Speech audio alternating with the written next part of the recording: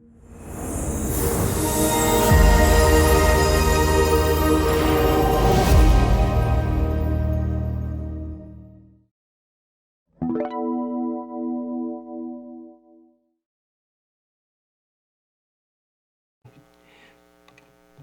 시간 보실 말씀은 이사야 7장 1절에서 9절까지의 말씀입니다.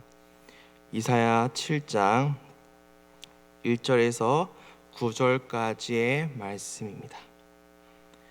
이사야 7장 1절에서 9절까지의 말씀, 제가 가진 성경은 975페이지에 있습니다. 이사야 7장 1절에서 9절까지의 말씀 한 절씩 교독하고 마지막 절은 합독하도록 하겠습니다. 우시아의 손자요 요돔의 아들인 유다의 아하스 왕 때 아람의 르신 왕과 르말리아의 아들 이스라엘의 패가 왕에 올라와서 예루살렘을 쳤으나 등이 이기지 못하니라.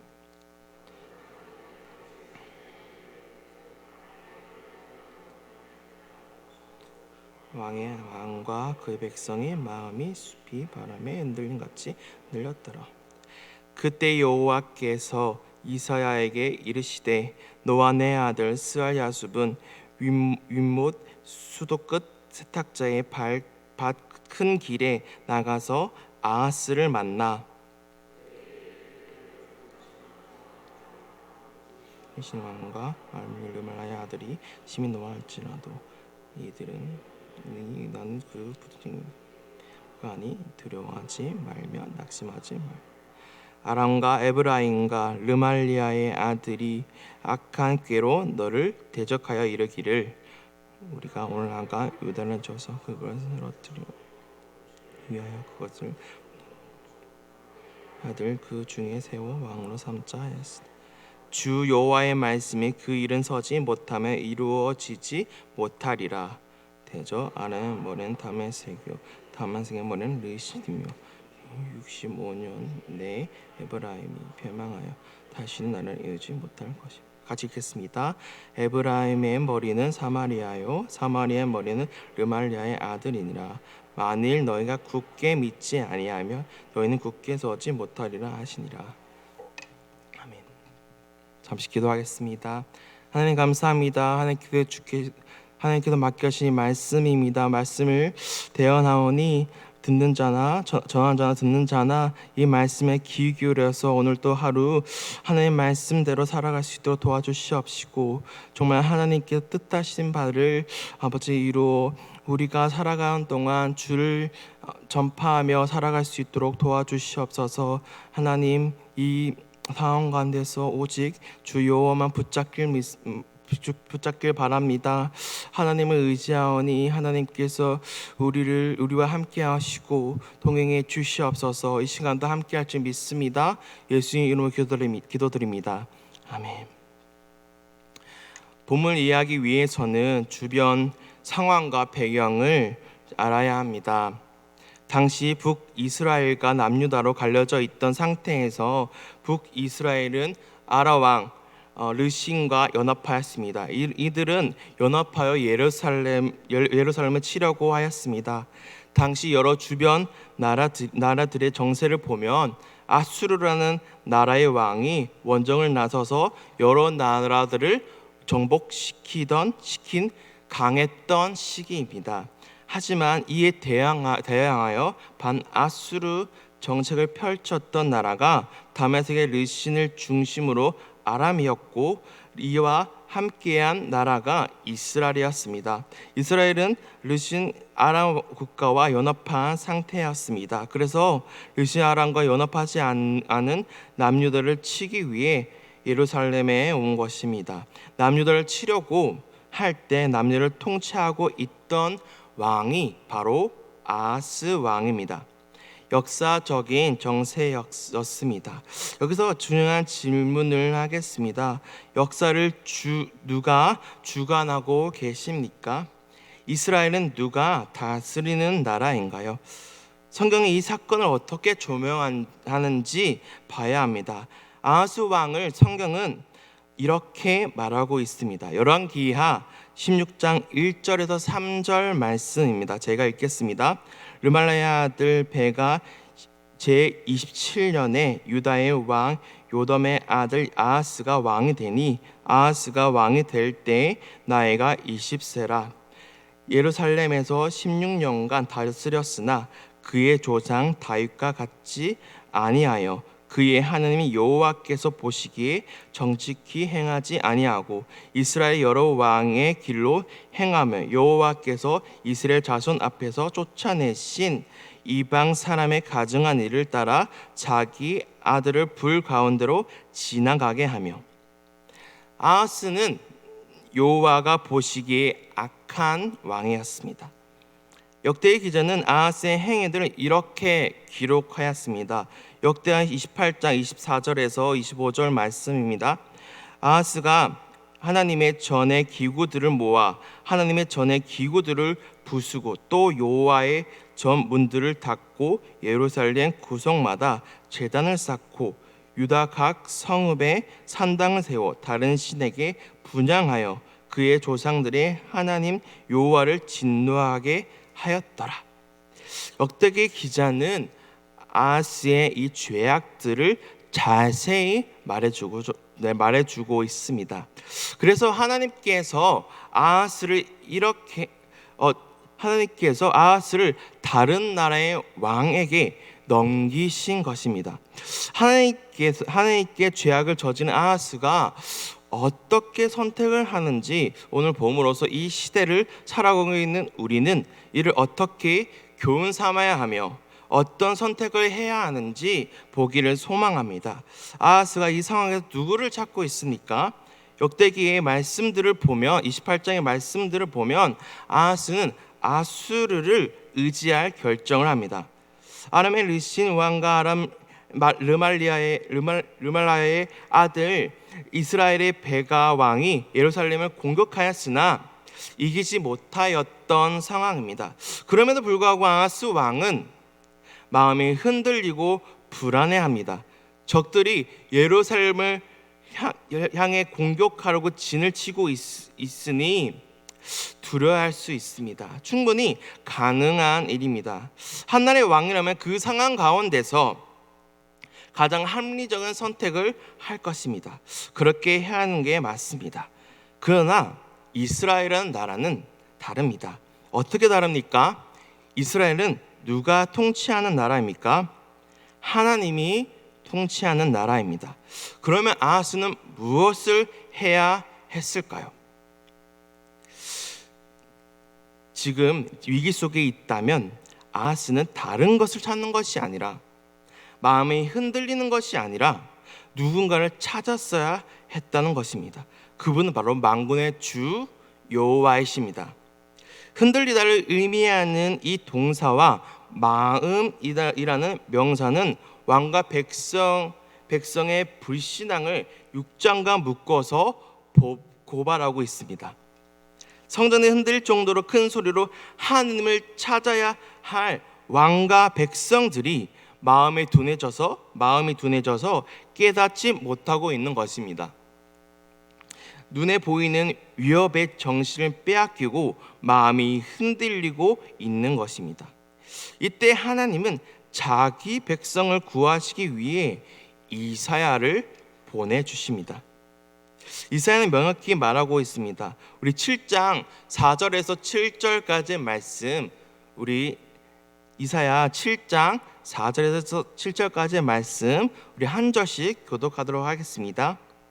그에게 이르기를 너는 삼가며 조용하라. 르신과 아람과 르말리아의 아들이 심히 노할지라도 이들은 연기나는 두 부직갱이 구루터기에 불과하니 두려워하지 말며 낙심하지 말라.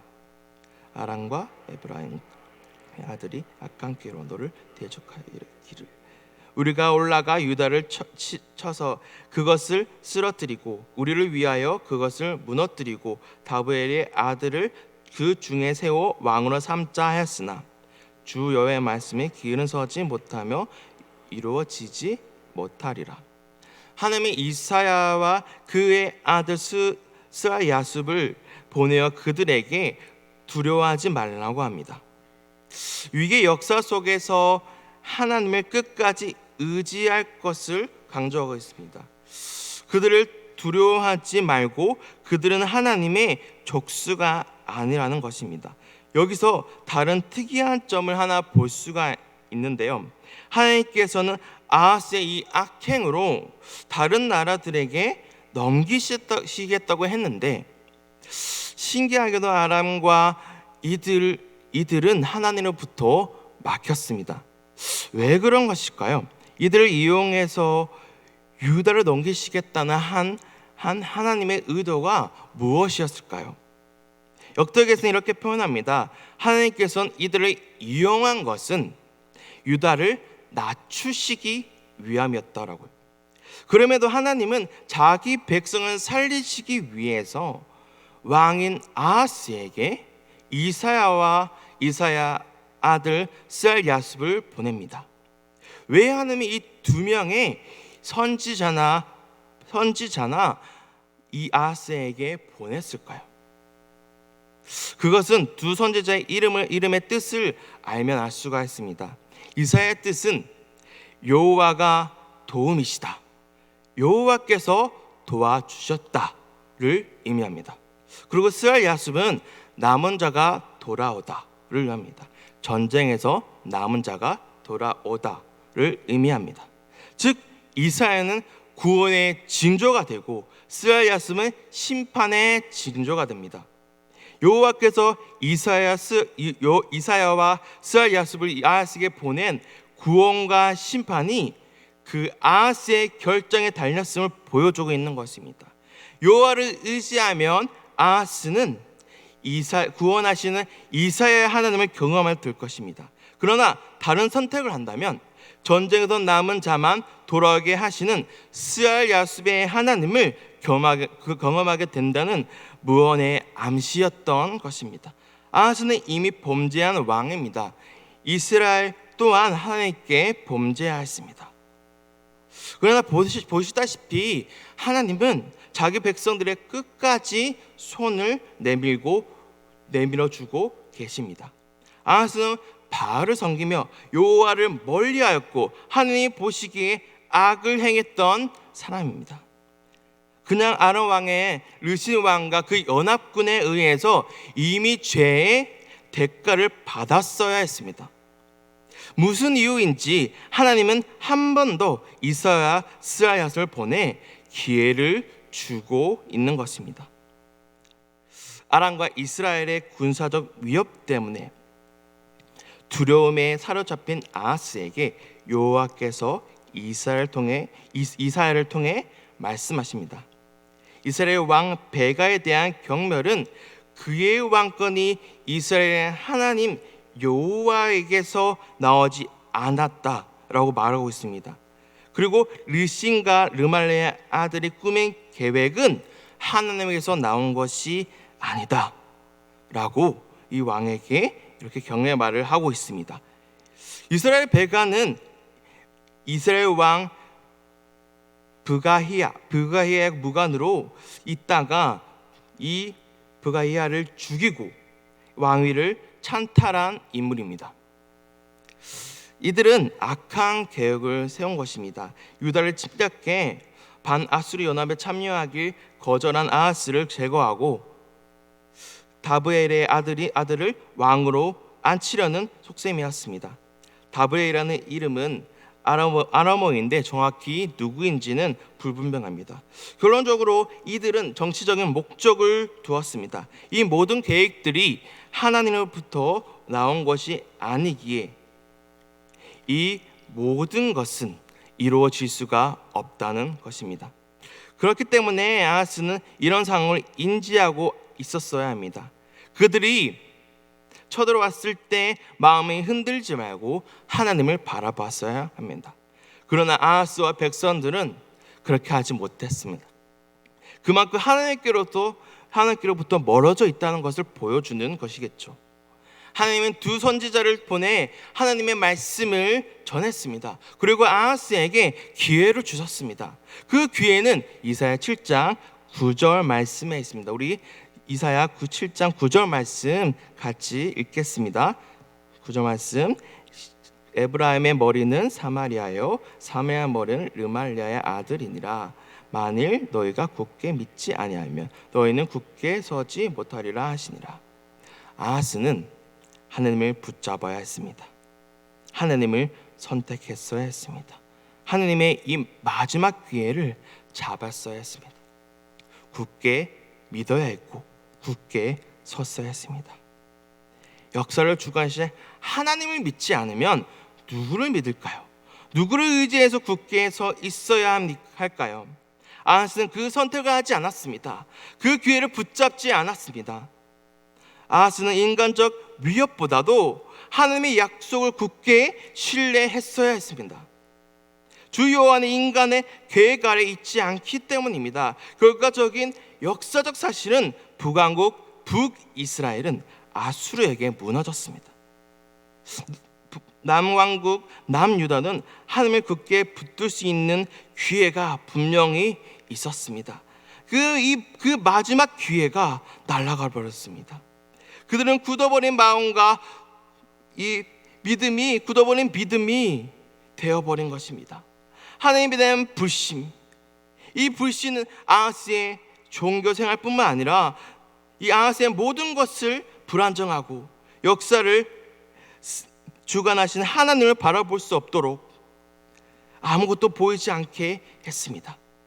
주관하시는 하나님을 볼 수 없는 것, 이 스와야스의 하나님이 사실 아하스에겐 심판의 의미로 쓰여졌지만 남은 자가 돌아올 것이다 라는 하나님께서 그의 백성을 반드시 지키실 것이라는 메시지도 있었습니다. 비록 아하스는 제거가 되었지만 그 아람과 에브라임의 계획은 실패로 돌아갔고 아들 히스가를 통해서 여호와의 은혜를 받게 됩니다. 하나님의 역사를 주관하신 분입니다. 그래서 역사의 주관자 대신 주인이신 하나님을 믿어야 합니다. 흔들지 않는 굳건한 믿음으로 주 역사를 주관하시는 하나님을 믿기를 소망합니다. 유다의 미래는 하나님께 달려 있습니다. 르신의 결정도 사마리아의 결정도 아닙니다. 하나님께서 인생의 서고 넘어짐을 결정하십니다. 하나님이 함께 하시지 않으신다면 스스로 설 수 없습니다. 그리고 망하게 될 것입니다. 이 역사적인 현실을 인정하고 수용하는지 여부가 유다의 운명을 결정하게 된 것입니다. 굳게 믿지 않으면 굳게 서지 못합니다. 아하스는 굳게 서는 믿음이 없었습니다. 그는 하나님께 멀어져 있는 왕이었습니다. 북왕국도 남왕국도 그 시기에 모두 다 하나님을 떠나 있었습니다. 아하스는 하나님께서 하시는 일들, 하시는 말씀을 들었어야 합니다. 자신의 악행으로 인해 전쟁이 났고 자신으로 인한 백성들의 피해는 엄청났습니다. 하루에 죽인 사람이 12만 명이나 되었습니다. 아하스는 정말로 그 마지막 기회를 붙잡아야 했습니다. 하나님을 섬기는 나라의 왕이 그토록 어리석은 선택을 했을 때 결과가 어땠습니까? 수많은 백성들이 죽음을 오늘 우리는 성경을 통해 확인을 하였습니다. 그럼 우리는 이것을 보고 무엇을 해야 할까요? 무엇을 교훈 삼아야 할까요? 분명히 알 수 있는 것은 아하스에게는 굳건한 믿음이 없었다는 것입니다. 굳건한 믿음 없으니 당연히 마지막 기회도 붙잡지 못한 것입니다. 그러면 우리는 굳건한 믿음을 가져야 합니다. 굳건한 믿음을 붙잡아 역사를 주관하시며 하나님을 바라보아야 합니다. 아하스는 굳어져 버린 불신 때문에 하나님과 멀어졌기에 역사를 주관하시며 하나님이 보이지 않았습니다. 그러나 우리는 역사를 주관하신 하나님을 바라봐야 합니다. 역사를 주관하신 하나님을 바라보지 않는다면 얼마나 참혹한 결과가 돌아오는지 오늘 말씀을 통해서 확인하셨지 않습니까? 위기가 왔을 때 하나님을 붙잡지 않고 마음이 흔들리고 다른 합리적인 선택을 했을 때 결과들이 어땠나요? 그들은 여호와의 구원 약속에 전적으로 의존했어야 합니다. 그것만이 그들의 미래가 보장받는 일이고 흔들리지 않는 굳건해지는 일이었습니다. 지금 엄청난 위기 속에 있습니다. 코로나 상황 가운데 어려움과 위기에 있습니다. 지금 굳건한 믿음을 가지고 있습니까? 선조들이 만들어왔던 이스라엘을 아하스의 범죄 때문에 다른 나라에게로 넘겨졌고 많은 백성들이 죽었습니다. 그럼 우리는 그동안 드려왔던 이 한국교회 예배가 정말 하나님 앞에서 참된 예배자의 모습이었습니까? 하나님께서 한국교회에 은혜를 많이 주셨다고 저는 생각합니다. 하지만 그것이 점차적으로 은혜를 잊고 값없이 주신 예수 그리스도의 은혜를 잊으며 살아가고 있지는 않았습니까? 예배의 간격이 없이 살아가지는 않았습니까? 말씀을 하루에 한 절도 읽지 않는 한국교회의 현실들, 우리는 이것들을 하나님 앞에 무릎 꿇어야 합니다. 무엇보다 우리 안에 예배가 회복되어야 합니다. 예배 가운데 마음을 다해 예수 그리스도의 감격을 찾고 굳건히 그 믿음 지키며 살아가야 합니다. 예배 가운데 마음을 다해 예수 그리스도의 감격 속에서 그 믿음 지키며 살아가야 합니다. 그리고 그 믿음이 흔들리지 않도록 말씀을 붙들어야 합니다. 이제 한국교회 우리 모두가 말씀을 읽으며 이 위기 속에서 굳건한 믿음 붙잡고 가야 할 때입니다. 지금 한국교회에 주신 마지막 기회라고 생각합니다. 이보다도 더 큰 시련과 위기들이 오기 전에 흔들리지 않는 믿음을 가져 역사를 주관하신 주 여호와를 바라봐야 합니다. 그래서 굳건하게 선 믿음으로 지금 처해져 있는 위기를 뚫고 나아가길 소망합니다. 흔들림 없는 믿음으로 역사를 주관하신 하나님을 믿으며 살아가시는 우리 오산제일교회 모든 성도님 되시길 간절히 소망합니다. 이 시간 기도할 때는 먼저 우리 올로 목사님과 올로 목사님의 건강과 사모님의 건강을 위해 기도해 주시길 바랍니다. 밤잠을 잘 못 주무시는데 밤잠을 잘 주무실 수 있도록 기도하길 원합니다. 곁에 지키는 사모님의 강건함을 위해 기도합시다. 그리고 나라 안팎으로 혼란스럽습니다. 지금 악법들이 계속 통과시키려고 하고 있는데 동성애 차별금지법을 틈만 나면 통과시키려고 하고 있습니다. 이것들이 막아지고 하나님의 선하심 따라 운영되는 나라가 되게 해달라고 기도하길 원합니다. 또 오늘 말씀 생각하며 기도하길 원하는데요. 제가 오늘 앞서 있던 찬송들을 생각하면서 정말 우리가 붙잡아야 할 것이 무엇이냐, 정말 주의 인도하심 따라 살아가야 되지 않겠습니까? 주의 인도하심 따라, 주의 인도하심 따라, 주의 인도하심 따라 어디든지 주를 따라 주와 같이 가려네. 정말 아하스가 그 상황 속에서 예수를 붙잡고 나아갔다면 그 12만 명이 되는 그 백성들이 죽지 않았을 겁니다. 그래서 우리는 이 시간에 더욱더 주님을 붙잡아야 합니다. 예수께서 나를 오라 하고, 예수께서 나를 오라 하고 어딘지 주를 따라가는 우리의 신앙, 우리의 믿음, 굳건한 믿음을 가지길 소망합니다. 그래서 어떤 더 큰 위기와 시련이 오더라도 그 믿음 붙잡고 나아가는 성도님 되시길 소망합니다. 그러면서 우리 굳건한 믿음을 달라고 예수 그리스도께 간절히 기도하길 소망합니다. 기도하겠습니다. 하나님 감사합니다. 하나님, 주님께서 주신 이 주의 인도하심 따라